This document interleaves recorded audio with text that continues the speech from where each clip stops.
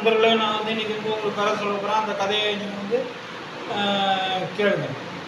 ஒரு பிளேனில் வந்து ஒரு தொழிலதிபரும் ஒரு வயசானவரும் பக்கத்தில் பக்கத்தில் உட்காந்துட்டு போனாங்க. போயிட்டே இருக்கும்போது இவர் இந்த தொழிலதிபர் வந்து அந்த பக்கத்தில் இருக்கிறவர்கிட்ட வந்து, ஐயா நான் வந்து நம்ம 2 பேரும் இப்போ ஒரு கேம் விளையாடணும்னு. ஐயோ எனக்கு கேம்லாம் விளையாடணும், எனக்கு இப்போ ஒரே அசதியாக இருக்க உடம்புலாம், நான் வந்து கொஞ்ச நேரம் தூங்க போகிறேன் அப்படின்ட்டு.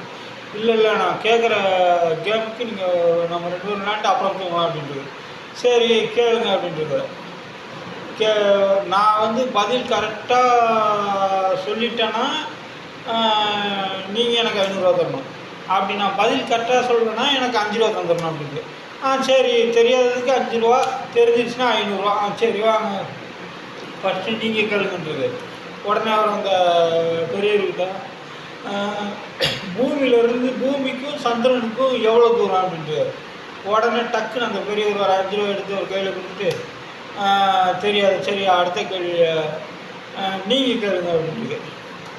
சரி நீங்கள் கேளுங்க. அவர் சொல்லியிருக்காரு, ஒரு மலை இருக்கும், மலை மேலே 3 காலோடு போகும், ஆனால் திரும்பி வரும்போது 4 காலோடு வரும் அப்படின்ட்டு. உடனே டக்குன்னு இந்த தொழில் 500 எடுத்து அவர்கிட்ட கொடுத்துட்டு, எனக்கு தெரியாது. உடனே இவர் ஒரு 5 எடுத்து அவர்கிட்ட கொடுத்துட்டு, எனக்கும் தெரியாது ஐயான்றது. உடனே அவங்க 2 பேருக்குமே விளையாட்டை சரிசமமாக இருந்தது. இதில் வந்து தெரியுது, அவர் வந்து சளிப்போடு இருக்கிறவர்கிட்ட போயிட்டு இவர் வந்து அவரை வந்து விளையாட்டு கூப்பிட்டதுனால அவர் வந்து பதிலே தெரியாது. அடுத்து இன்னொரு கதை. கிழக்கு ஆசிய நாடுகளில் வந்து ஒரு விதமான பூச்சை பிடிச்சி என்ன பண்ணுவாங்கன்னா, கண்ணாடி டப்பாவில் போட்டுருவாங்க. போட்டுட்டு அது சுவாசிக்கிறதுக்கு மட்டும் ஓட்டை வச்சுட்டு விட்டுருவாங்க. விட்டாங்கன்னா அந்த பூச்சி என்ன பண்ணுவோம், ஃபஸ்ட்டு மேலோகமாக பறந்து போகும். மேலோகமாக கண்ணாடியில் இடிபட்டு, ஐயோ நான் மேலே கண்ணாடி இருந்து கீழே வரணும்.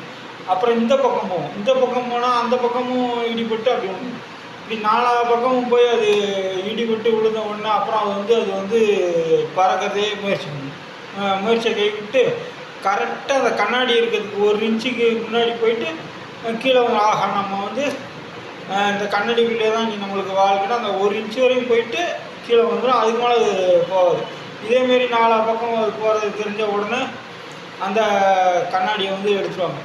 எடுத்த உடனே அதுக்கப்புறமும் அது என்ன பண்ணால் அந்த கரெக்டாக மேலே போய் அந்த 1 இன்ச்சு இருக்கும்போது கீழே விழுணும். ஆனால் அதுக்கு தெரியாது.